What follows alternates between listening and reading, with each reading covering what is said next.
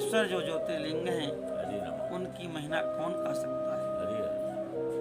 अपार महिमा है। जो महापातकों का भी नाश करने वाले हैं भगवान शिव।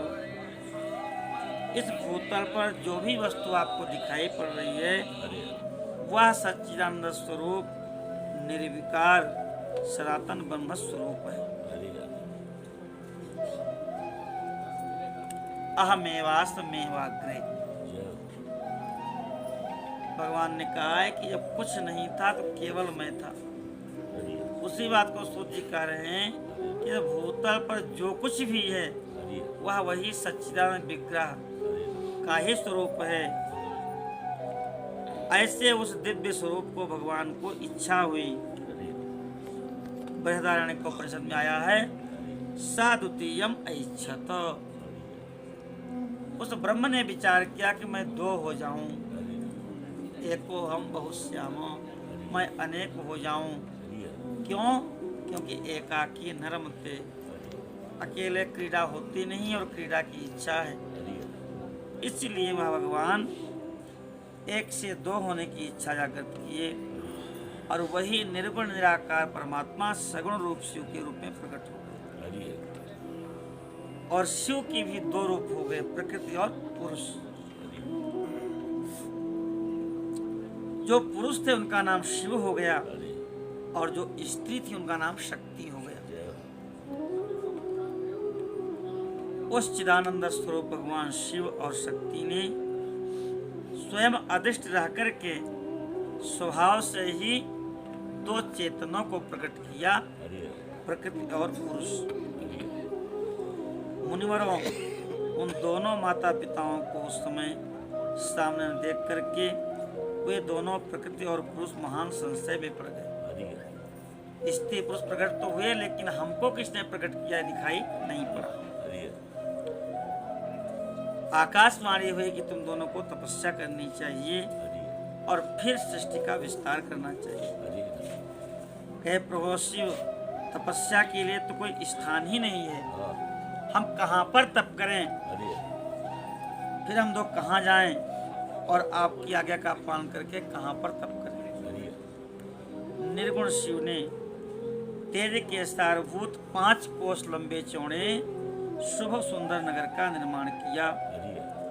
वह 5 कोस लंबा चौड़ा नगर और कुछ नहीं, वह विश्वेश्वर भगवान शिव ही थे। उसी का नाम पंचक्रोशी। अन्य क्षेत्रे कृतं पापम तीर्थ क्षेत्रे विनश्यति, तीर्थ क्षेत्रे कृतं पापम वज्रलेपो भविष्यति। फिर कहते हैं अन्य क्षेत्रे कृतं पापम पंचक्रोश्याम विनश्यति, पंचक्रोश्याम कृतं पापम वज्रलेपो भविष्यति। मूल काशी 5 कोश की ही है। उसका निर्माण किया और कहा तुम दोनों वहीं पे जाकर के तपस्या करो। कहते तब वह पुरुष भगवान श्री हरि वहाँ स्थित होकर के सृष्टि की कामना से ध्यान करते हुए बहुत वर्षों को तप करते रहे। ये जो काशी है ये विष्णु काशी है। माधव वहाँ के इष्ट हैं। विश्वेशम माधवम ढूंढिम। तो विश्वेशम तो है, विश्वेशम माधवम माने भगवान माधव की काशी है। विश्वेशम माधवम ढूंढिम दंडपाणिं च भैरवम वंदे काशीं गुहां गंगाम भवानी मणिकर्णिका। जब तप किया भगवान नारायण ने वहां पर, उनके परिश्रम के कारण से उनके शरीर से श्वेत जल की धाराएं बहने लगी। उन धाराओं से सारा आकाश व्याप्त हो गया, कुछ भी दिखाई नहीं पड़ता था। भगवान नारायण ने विचार किया कि ये कौन सी अद्भुत वस्तु है। उस समय आश्चर्यचकित होकर के भगवती जो उनके पास में बैठी थी उन्होंने अपना कान हिलाया और कान हिलाने से उनके कान में जो कर्णिका थी वो गिर गई। कान में मणि धारण की थी वो भगवती, वह मणि जहाँ पर गिरी है उस स्थान का नाम हो गया मणिकर्णिका। वह मणिकर्णिका तीर्थ अपूर्व जलराशि में था। उस जलराशि से सारे पंचकोशी डूबने लगी। जो पुरुष पुरुष तप कर रहे थे, उनकी जो शरीर से निकली थी। जय हो। जब वह 5 कोस की पुरी डूबने लगी हरि तो शिव जी ने उस 5 कोस की पुरी को अपने त्रिशूल पर उठा लिया। जय हो। फिर विष्णु अपनी पत्नी प्रकृति के साथ वहीं पर सोए। हरि उनकी सोने के बाद उस जलराशि से उनकी नाभि से कमल प्रकट हो गया हरि और उस कमल से ब्रह्मा जी उत्पन्न हुए हैं। हरि उनकी उत्पत्ति में भी शिव जी ही कारण है। उन्होंने शिव जी की आज्ञा पाकर के अद्भुत सृष्टि की है। हरि ब्रह्मा जी ने इस ब्रह्मांड में 14 भुवन बनाए हैं। हरि महर्षियों ने 50 करोड़ योजन विस्तार बताया ब्रह्मांड का। हरि कृष्ण भगवान की जय जय। हो। शिव ने सोचा कि ब्रह्मांड के भीतर हरि कर्म पास से बंधे हुए प्राणी मुझे कैसे प्राप्त कर सकेंगे। हरि यह सोचकर कि उन्होंने इस मुक्तिदायिनी काशी को, जो उनके त्रिशूल पर विराजमान थी, उसको इसे मृत्यु लोक में स्थापित कर दिया जय हो। कि जो यहाँ आ जाएंगे वो कर्म बंधन से मुक्त हो जाएंगे। जय हो। यह पंचक्रोशी काशी लोक में कल्याणदायिनी, हरि कर्म बंधन का नाश करने वाली, हरि ज्ञानदात्री और मोक्ष को प्रकाशित करने वाली है। हरि भगवान कहते इसलिए हमें परम प्रिय है काशी है। यहाँ पर स्वयं परमात्मा ने बोलो शंकर भगवान की अभिमुक्त शिवलिंग की स्थापना किया है। हरि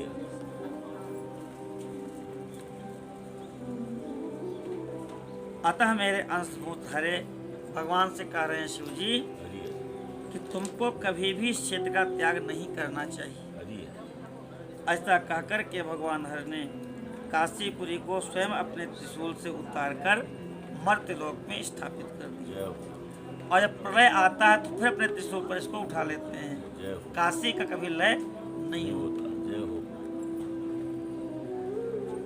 कहते हैं ब्रह्मा जी का एक दिन पूरा होने पर जब जगत का प्रलय हो जाता है हरि तब भी निश्चय इस काशी का लय नहीं होता है। हरि उस समय भगवान शिव इसे त्रिशूल पर धारण कर लेते हैं और जब ब्रह्मा द्वारा पुनः नई सृष्टि की जाती है तब फिर से इसको वहीं स्थापित कर देते हैं। इतना प्रिय है काशीपुरी भगवान विश्वनाथ जी को। जय हो। कर्मों का कर्षण करती है ये, हरि तो इसीलिए इसका नाम काशी है। सारे कर्मों को खींच करके हरि जीव को विशुद्ध कर सकती है। जय हो। अनंत जन्मों का जो कर्म है उस कर्म से जो कर्माशय बनते हैं उससे अंतःकरण मायाग्रस्त हो जाता है।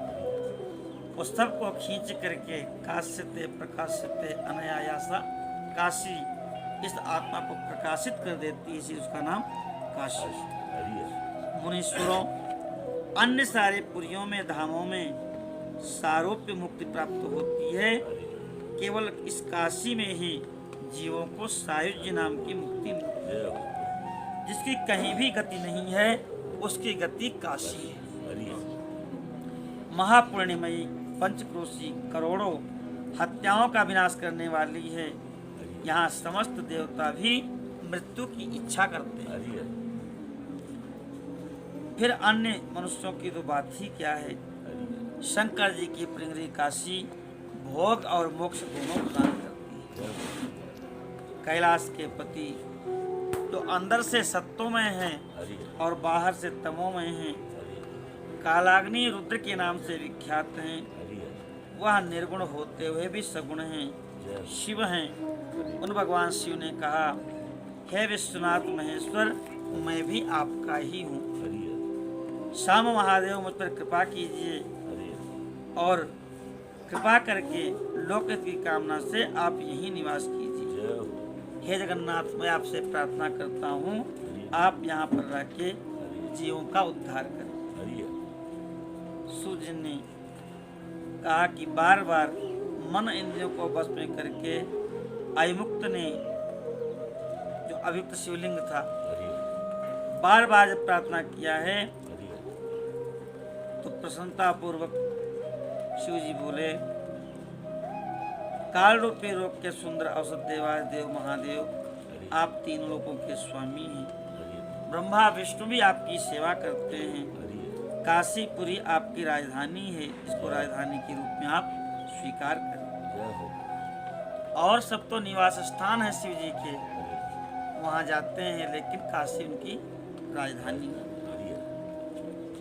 मैं अचिंत सुख की प्राप्ति के लिए आपका ध्यान करके यहाँ बैठा रहूँगा।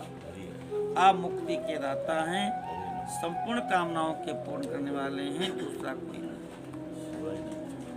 सदाशिव आप समस्त जीवों को संसार सागर से पार करें, यही प्रार्थना है। इस प्रकार से जब प्रार्थना की है तो भगवान वहीं पर विराजमान हो गए। और जिस दिन से शिव काशी में नित्य विराजमान हो गए, उसी दिन से काशी सर्वश्रेष्ठ पुरी हो गई।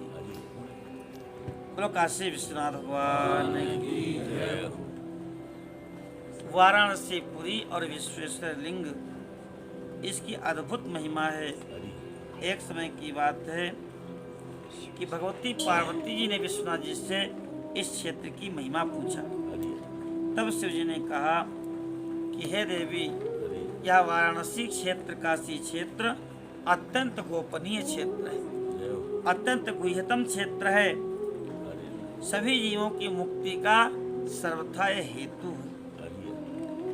इस क्षेत्र में अनेक सिद्धगण मेरे व्रत का आश्रय लेकर के अपने को छिपा करके सिद्धियों को प्राप्त करने के लिए नित्य मेरा ध्यान करते हैं, महायोग का अभ्यास करते हैं।